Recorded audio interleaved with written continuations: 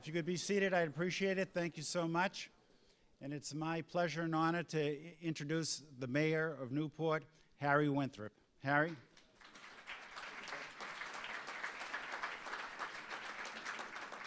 Thank you, Paul. Good morning. And I want to welcome everybody to the great city of Newport. Hopefully you've had an opportunity to get out and see a little bit of the city. They asked me to come in today and say a few words. I could tell you everything that I know about the city in about 6 or 7 hours. So they asked me to make it a little bit shorter. But we also have a couple of dignitaries who are here with us from the State House. We have State Rep Brian Patrick Kennedy, who's here. Brian, I think he's speaking this afternoon. He's in the back. Brian, good to see you. And while you're in Newport, you have to rub elbows with the rich and famous. And we have our own Marvin Abney, who's the chairman of the House Finance Committee. So he's one of the most powerful members of the House. Again, I want to thank you for choosing Newport. I know you come back to Newport year after year, and hopefully it's because you enjoy what you see here and you enjoy the city and the people are cordial. And I'm assuming that that's one of your reasons. Not only that, but the beautiful settings that we have. And you know, Newport is truly an international city. I mean, the thing that's great about it, and I used to hear years ago people saying, I was walking down the street and these people are speaking. I don't even know what language they're speaking. I said, you know, that is a great thing. That we're bringing people in from other countries. You know, we're not just bringing people in from Connecticut, Massachusetts, and New York. You know, they're coming in from Italy, Ireland, Scotland, Brazil. I mean, they're from all over. So that's really terrific. And Newport has, you know, there's many monikers, there's many things that Newport's noted for. Because it just happened, we just had the Volvo Ocean Race, which is an around-the-world race here. Newport was the only North American stopover in that particular race. And that really cements Newport as being known as the sailing capital of the world. There's no question about it. We have the Volvo Ocean Race. We had the America's Cup here till 1983. We have a challenge going in for 2021, which everybody is very excited about. Next year at this time, the 2019 12-meter World Championships are going to be held here in Newport. Usually they race 6 or 7 boats in the preliminaries. They're going to have 38 boats here for this particular race, so it's really quite a big deal. And they're also going to start the training right out here in Narragansett Bay for the New York Yacht Club team that's going to compete for the America's Cup down in New Zealand. So it's quite a big deal. You know, Newport has about 3.5 to 4 million visitors a year. I think last year was slightly over 3.5 million visitors. If you break that down by day, that's 10,000 people coming to the city, visiting in this city each and every day. Now, obviously, that doesn't happen that way. We get the ebbs and the flows. But in the summertime, anytime during the summer when we have a major event, our population can swell from 24,000 to upwards to 75,000 people. And we've become pretty darn good at managing those types of flows. But when you look at the 3.5 million people that visit here, that's 150 times our own population. I mean, I don't think many cities and towns can say that they have that kind of a draw in their particular city. Starting later this month, we're going to have the International Grass Court Championships here in the United States. And direct from Wimbledon is going to be John Isner. John is now in the semifinals. This is going to be a big deal. If he wins Wimbledon and comes to Newport, we hope he would make it to Newport. That would really be a coup. I think he's won the tournament here in Newport 3 or 4 times. So we have the International Tennis Hall of Fame here, but as I'm talking about the sailing, we are soon to have the National Sailing Hall of Fame here in Newport. So little old Newport will have 2 National Halls of Fame in our city. I don't think there's another state in the country that has 2 Halls of Fame, and little old Newport's going to have 2 of them. When I was growing up, I can always remember Newport being called the summer White House of the presidents because Eisenhower would summer here and Kennedy would summer here, and it was always a big deal, and it wasn't like it is today where they come in with all kinds of security. You would see Eisenhower driving down the street, riding in the back of his car, waving to people. I mean, it was really quite nice. Same thing with Kennedy. But the sights in Newport are absolutely beautiful. If you haven't been here, you need to get out. You need to go down to the Cliff Walk, just take a walk around. You don't have to spend a lot of money to enjoy Newport, believe it or not. You have the Cliff Walk, you have the Ocean Drive. You will spend a little bit of money if you go to our bars and our restaurants and things and our nightclubs. And where's Kevin Horan? I know he was out there last night. So I'm sure he had Kevin, you can attest to that, can't you? So that's great. You know, another thing, and people don't, a lot of people don't know this, but Newport's also been a town where we've had a lot of Hollywood films filmed here. Starting back in the 50s with High Society with Grace Kelly. That was filmed here in the city of Newport. We had The Great Gatsby, we had Mr. North, we had Amistad, Reversal of Fortune, the Sonny Von Bulow story, and True Lies with Arnold Schwarzenegger. Those were all shot here in the city of Newport, and I'm sure I'm missing some of them. So Newport, just because of the vistas and the venues that we have, we do get a lot of that Hollywood flavor. We're the home of the world-famous Newport Jazz Festival, started here back in 1954, the Newport Folk Festival, and we have a classical musical festival that's held each year in the Mansions, and it's going on now. They bring in some of the world-class musicians from all over the world, and every year they'll bring in a prodigy, either somebody on the piano or the saxophone or something. I can't tell you who it is this year, but it's really an amazing event. Newport also gets, as a part of our 3.5 million visitors, we get over 70 cruise ships that land here in the city each and every year. They'll moor right out here in the harbor, and we'll ferry them in. And the best part about it is they come in the fall, in the spring, and so they're not here in the middle of the summer when we're, you know, extremely busy. Over the past 8 years, and you'll see this if you travel around town, there's been over $500 million private investment in this city. And you can see it if you drive along Bellevue Avenue and you take a look at some of the homes that are there. Larry Ellison himself bought a home here in Newport for $5 million. To date, he's invested $120 million into that building, and he's going to put another $20 million into the landscaping. That's Mrs. Ass's Beechwood down on Bellevue Avenue. So if you get an opportunity, just take a ride by. The building looks very, very unassuming, but they're telling me that the inside is all handcrafted with craftsmen from all over the world that came in. Everything was done on site and custom made in the house. He actually propped the house up because he couldn't take it down, because he probably would have taken it down if he could have. He had to prop the house up. He gutted it completely, went down 2 more floors, and he's doing this so he can house his art collection. So the art's going to be very, very comfortable here in Newport. You take a look at even the place that you're staying today, Gurney's. There's been over $75 million invested in this building over the last 4 or 5 years, and I think when you take a look at it, you can say, "Wow, I can see where it, you know, where the money went." Gurney's has been, and I'm happy that you're here. Although I'm happy if you stay anywhere in Newport, but Gurney's is a very, very strong and good community partner here for the city of Newport, and I always have to commend them for the things that they do. As a matter of fact, you will be seeing a number of Japanese visitors that are staying here. They are visitors from our sister city in Shimoda, Japan, and the mayor and his entourage will be here. So you'll see them coming in this afternoon. They're going to be staying here, being hosted by Gurney's, which we appreciate quite a bit. You know, I talked about Newport in the the tourism and the sailing and so on, but Newport is also relatively famous for the Newport Country Club, its golf course. The first U.S. Open was held here. The first U.S. Amateur was held here. A couple of U.S. Amateurs have been held here. Matter of fact, Tiger Woods won one back in the 90s. The Women's U.S. Open was held here 6 or 7 years ago. And in 2020, we're going to have the Men's Senior U.S. Open Championship here in the city of Newport. So as you can see, there's a lot of diverse things that are going on. And if you're a golfer, you're going to want to come back for the men's seniors. You know, I don't even know why they call them seniors. I consider myself a senior at 68. These guys are like 50 in 3 weeks. And they're calling them seniors. You know, just a it's real quick history in the city of Newport. Newport was founded in 1639, and it was founded by those that fled Massachusetts and the puritanical rule up there. And it was founded really on religious freedom and tolerance. And I'm proud to say that in Newport, we had the only black mayor elected mayor in the entire state of Rhode Island. Even to this day, Paul Gaines was our mayor, great friend of mine.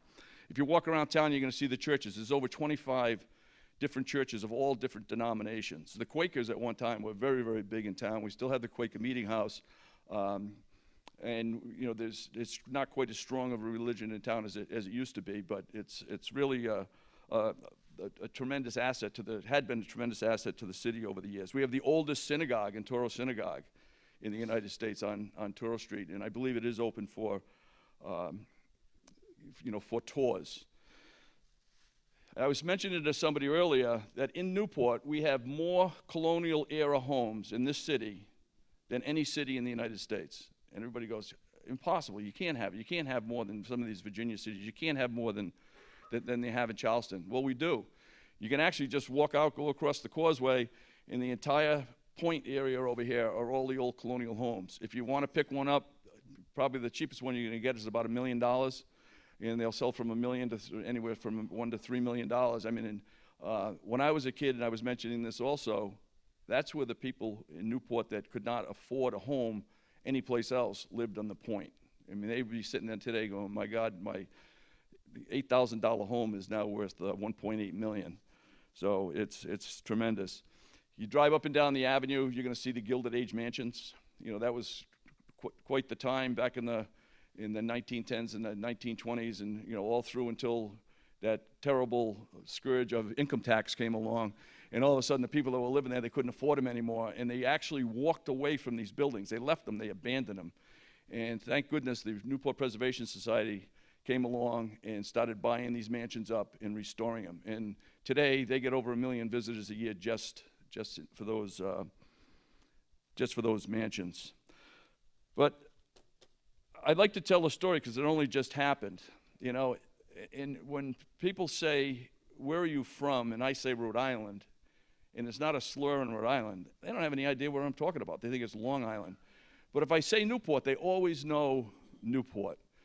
And an example of what just happened to me, I happened to be invited to go to the final race of in the closing ceremonies for the Volvo Around the World race in The Hague 2 weeks ago.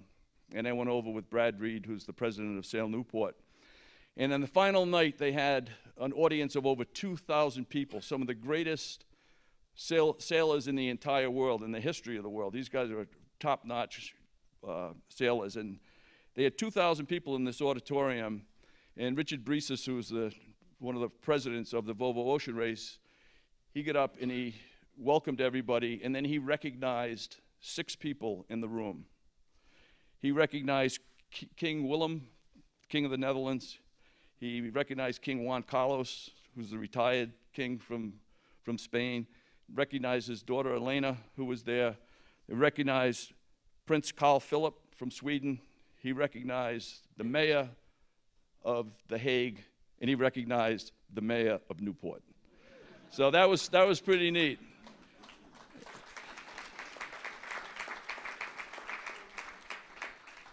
But I always talk about all the good things that go on in Newport, and they really do. But Newport, not in a fashion, is definitely one of these tales of two different cities. Everyone looks at Newport as this extremely wealthy area that you can't even live in this town unless you're a multimillionaire. Well, that couldn't be further from the truth. Newport has 17% of its population, or its housing stock, 17% of its housing stock is subsidized, federally subsidized housing, significantly higher than any place per capita in Rhode Island, more than Central Falls, more than Providence, more than Pawtucket. I tend to believe that we do it very well, so you really can't tell that where I live from where somebody in the subsidized housing lives because it is so very well done. But if we did not have that population, I think Newport would lose a significant amount of its diversity. And not that we embrace subsidizing housing for people, because I don't think anybody wants to do that. They want to see everybody get up and be on their own and make their own way. But at the same time, it grounds us, and not everybody in this world is wealthy. So it's my great pleasure to be here today. I've been invited to attend a number of your other events. Unfortunately, as I mentioned, our sister city from Shimoda, Japan is coming here. It's one of the oldest sister city relationships in the country. President Eisenhower started the sister city program in 1956, and this one was started in 1958. And it started as the result of the relationship between Japan and Commodore Matthew C. Perry, who was a Newport native, who actually opened up Japan to trade with the United States. And he is absolutely revered in Japan, all over Japan. and they have festivals in just about all the port cities honoring him.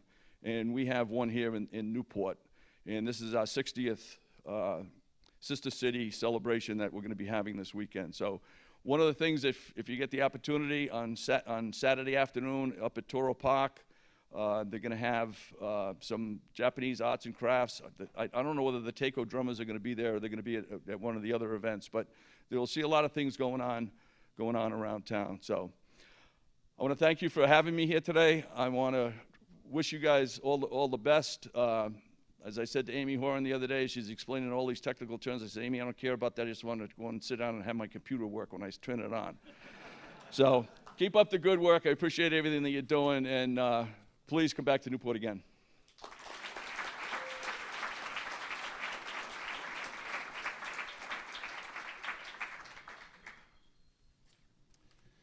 Thank you, Mr. Mayor. Much appreciated. I'd like to welcome everyone to the 50th NECTA convention here in Newport. I can't tell you how many people talk to us during the year and say, we can't wait until July when we can see you in Newport. And I know the location has a lot to do with that, but we think the programs we put on are very helpful and provide a great opportunity to interact with government and industry leaders from throughout New England. This year is no different. We have important panels on the future of our industry as well as current challenges. We'll get a chance to hear updates from our colleagues in each state and perhaps hear about issues that will be facing us in the months ahead. We have a huge roster this year of lawmakers, staff, and regulators from throughout New England. And it's always a pleasure to have this opportunity to interact with them and hear directly from them about the concerns they are grappling with in the general government category and in our industry specifically. We thank you all for coming. Please take advantage of both the business side of our agenda and the fun side. And please thank our wonderful sponsors who helped make this happen. After a busy day today, we will see you all tonight at the clam bake. Thank you very much. And I'd like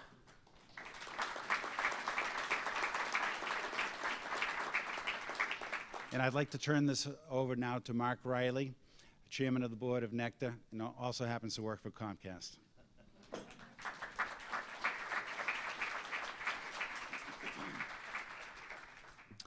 I just want to thank everybody for coming, not only to NECTA, but the 50th NECTA.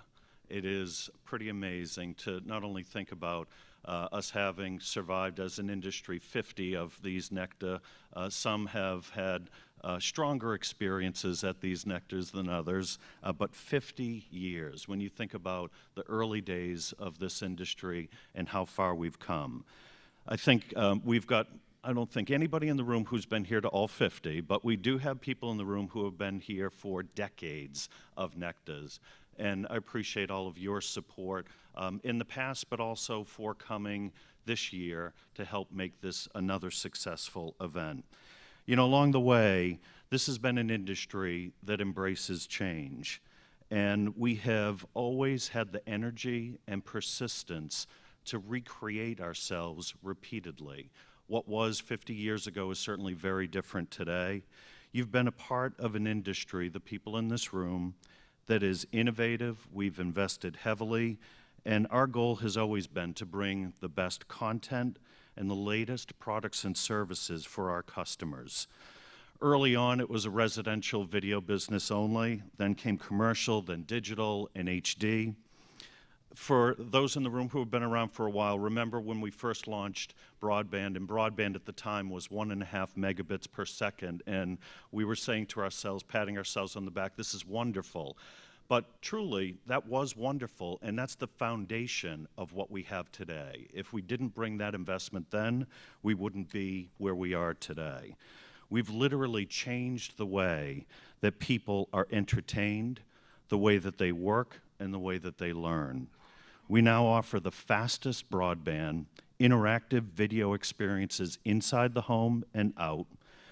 and we have competitive landline and mobile offerings with a shared commitment to continue our investment in evolution of the customer experience inside the home, outside the home, and in the workplace.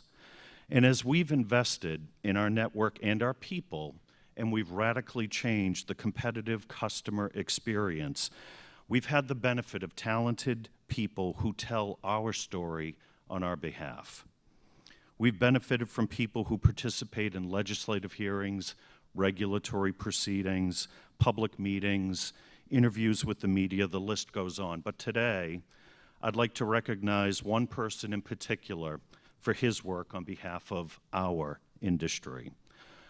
Over the span of more than 4 decades, he has been an advocate, a champion, been on the receiving end of spirited debate. He's been a friend to all in this room and many, many cable pioneers who are not with us today. He's driven to every corner of New England. He's gone to Washington, D.C., and to many parts of the country to talk, to testify, to listen, and to advocate. Along the way, he's encountered doubt, disbelief, and objection.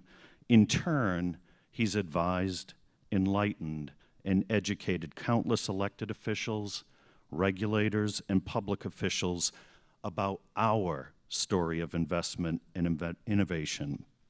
Throughout his career, he has always been respectful, patient, and wise.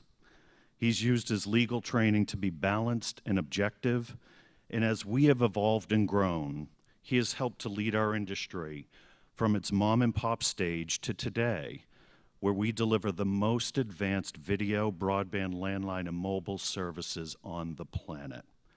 We appreciate all of his blood, sweat, and tears over the years as our advocate. And as the months tick down until his upcoming retirement, I wanted to make sure this recognition took place in this room with all of you here today. Please join me in thanking my colleague and friend, Paul Cinelli, for more than 40 years of diligence, professionalism, and incredible results leading this association and leading this industry. Paul, thank you for everything you've done.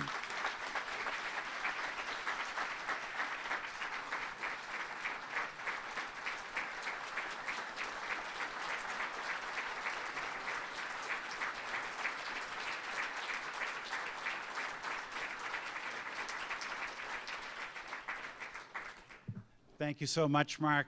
Much appreciated. It is amazing how fast time goes. I know I hear my father talking, and make sure you enjoy every moment of it. It's been a great ride, and the most important part of this is not just representing a great industry, a fantastic industry, one that contributes so much to society and the economy, but also the great people. Over the years, so many wonderful people, innovative, bright, intelligent, and that's why our business is so successful. So thank you all very much, and thank you for those kind words, Mark.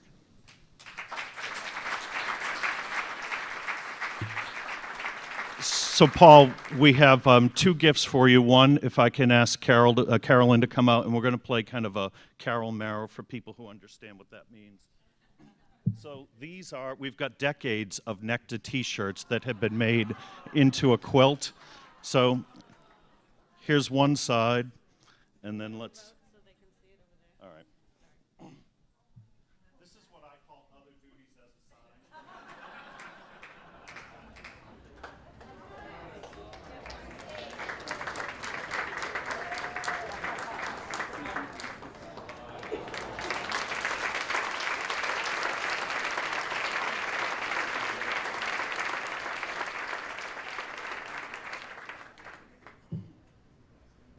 Paul is going to wrap himself in this as he plays his golf game in retirement. I'm not sure how that may improve his golf game. We're not quite sure. We also have a basket. I think it's a fruit basket that we just had hanging around the office for a couple of years.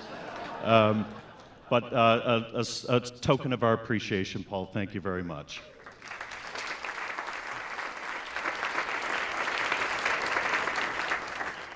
And last but not least, I'd like to have John Sudich, our Vice President of Government Affairs and Chairman of this year's NECTA Committee, come up to the podium.